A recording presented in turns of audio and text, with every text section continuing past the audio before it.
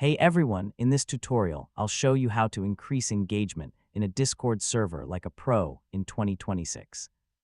So if you want more active chats, loyal members, and a lively community, yeah, this beginner guide will help you step by step. First, make your server welcoming for new members.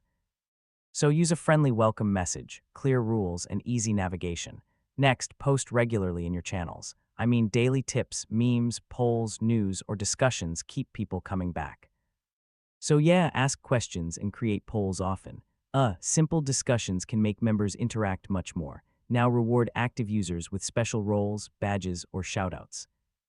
Recognition motivates people to stay engaged. So yeah, run events like Q and sessions, gaming nights, competitions, or voice chats. Events help build stronger communities. Next, use bots for leveling systems, reminders, and automatic engagement features. These systems keep members interacting. So yeah, create special channels for active or premium members. Exclusive spaces encourage more participation. Finally, ask members what they want. So feedback channels and suggestions help improve your server over time.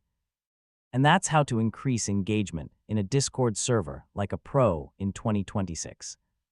Once you combine consistency, events, and community interaction, your server becomes much more active and valuable.